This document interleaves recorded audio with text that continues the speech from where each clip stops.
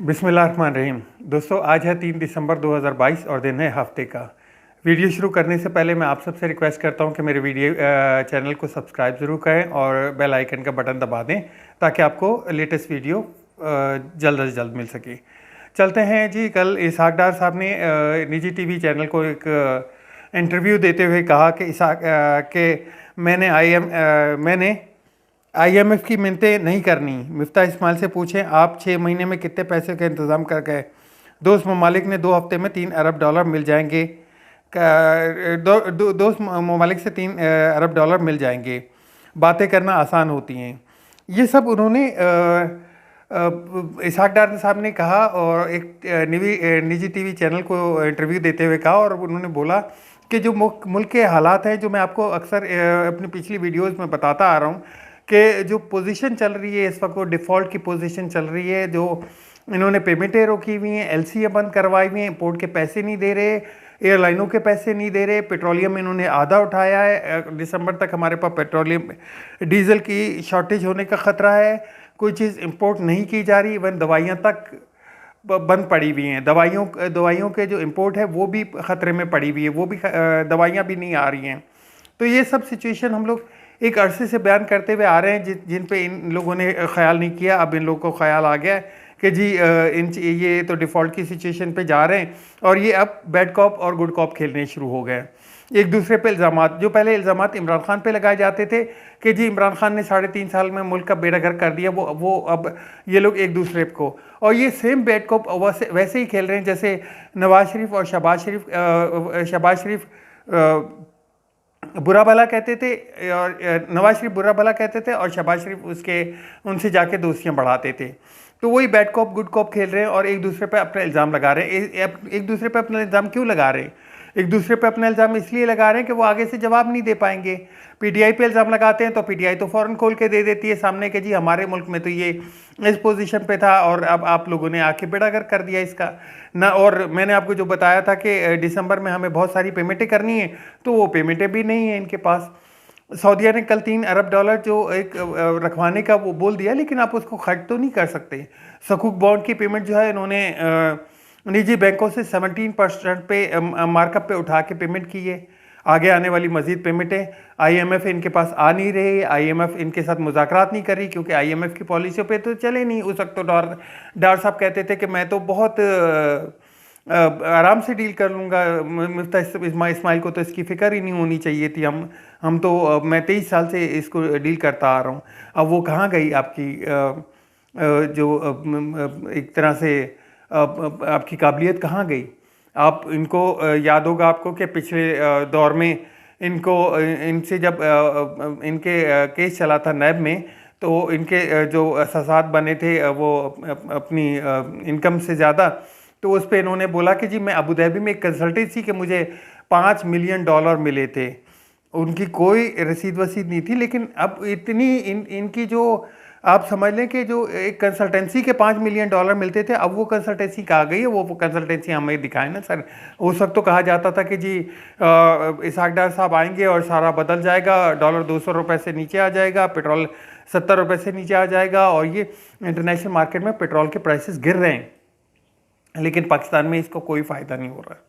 तो वही अभी सेम सिचुएशन, अभी ये नया राग अलापने शुरू कर दिए हैं जी। मियाँ साहब आएंगे तो कम बढ़ जाएगा, तो मरियम बीबी आएंगी तो नया काम बन जाएगा, लेकिन इन सब से नहीं कोई फ़ायदा नहीं निकल पा रहा। आवाम की हालत दिन ब दिन अबतर से अबतर होती जा रही है। आज इमरान खान ने चीफ जस्टिस ऑफ पाकिस्तान को ख़त लिख दिया है। वो जो ख़त मुहिम शुरू की थी जस्टिस फॉर अरशद शरीफ और जस्टिस आज़म सवाती, उसके हवाले से जो एक मुहिम शुरू की हुई है, उसमें इमरान खान ने ख़त लिख दिया है अपना चीफ जस्टिस ऑफ पाकिस्तान को कि इस पर सोमोटो एक्शन लिया जाए, और जो एक बेसिक लॉ होता है इंसानियत का, उसको जिस तरह से तज़लील की जा रही है उस पर एक्शन लेना चाहिए और उस पर कदम उठाना चाहिए। आज इमरान खान ने अपनी पार्लिमानी खिताब में अपने MPA MNAs को खिताब करते हुए उन्होंने यही बातें दोहराई कि जी जो मुल्क की हालत, मेरे जो कल के बयान था उन्होंने कल एक मुज़ाकरात की दावत दी थी कि उस मुज़ाकरात की दावत को इन्होंने गलत समझ लिया है, क्योंकि जो कल इमरान खान ने मुज़ाकरात के लिए इनको एक दावत दी थी कि आए बैठे हम बात कर लेते हैं और इलेक्शन की डेट मुझे दे दें, आप जो भी करना है वो फैसला कर लें, वरना मैं पंजाब और KPK की असम्बलियाँ गिराकर और 60 से 65% जो आधा पाकिस्तान बनता है उस पर दोबारा इलेक्शन हो जाएंगे और मैं अक्सरियत में आ जाऊंगा, मुझे तो कोई टेंशन नहीं है इस चीज़ की। लेकिन उसका जो उसका जो जवाब था वो कोई पॉजिटिव हुकूमत की तरफ से नहीं आया, हुकूमत की तरफ से उसको नेगेटिव में लिया गया और उसी ब्याह पे उन्होंने बोला कि मेरे बयान को गलत समझ रहे हैं आप।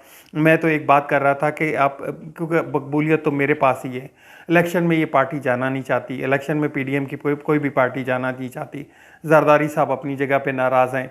तो उन्होंने कहा कि मैं तो एक सजेशन दे रहा था कि आओ बैठ के बात कर लेते हैं, मुल्क को एक डगर पे लेके चलते हैं, मुल्क को एक नए राह पे डालते हैं, ताकि अब एक नए इलेक्शन, नए फ्रेश मैंडेट मिल जाए और उस पर हुकूमत चले, आप इक़्तिसादी पॉलिसियों पे के ऊपर भी बात की जाए और कुछ जो है पाकिस्तान को मजबूत किया जाए। लेकिन मेरे मतलब को उन्होंने गलत अंदाज में लिया और मैं अब असम्बलियाँ तहलील करने जा रहा हूँ। एक उन्होंने खिताब में बोला, अभी तहलील करने का उन्होंने की नहीं है, लेकिन उन्होंने बोल दिया कि मैं असम्बलियाँ तहलील करने जा रहा हूँ और मेरे पास 2 असम्बलियाँ हैं जिनको आप अपना सर धड़ का जोर लगा चुके हैं, लेकिन उनको बचा नहीं पा सकते, ना ही आप अदम एतमाद पेश कर सकते हैं, ना ही आप गवर्नर राज लगा सकते हैं। तो ये तो हो गई इनकी बात के वो अब उनका जो उन्होंने जो एक दावत दी थी उसको गलत मतलब से लेके और गलत वो किया गया। कल एक और इसहाक डार साहब ने एक और बयान दिया है कि अमेरिका ने अदम एतमाद की कामयाबी के वादे पर इमदाद और माशी मदद देकर पाकिस्तान को माशी तौर पर मुस्तकम करना था ताकि इमरान खान के बयानिए का काउंटर किया जा सके, मगर कोई मदद नहीं मिली। तो वही बातें जो हम दोहराते थे, हम इनको कहते थे कि रिजीम चेंज ऐसे नहीं हुआ, रिजीम चेंज किसी के कहने पे हुआ है, बाहर से हुआ है। जो ये लोग कहते थे नहीं जी हमने एक जो सियासी होती है चाल वो चली है हमने अपनी, आज अपने मुंह से मार रहे हैं ये लोग।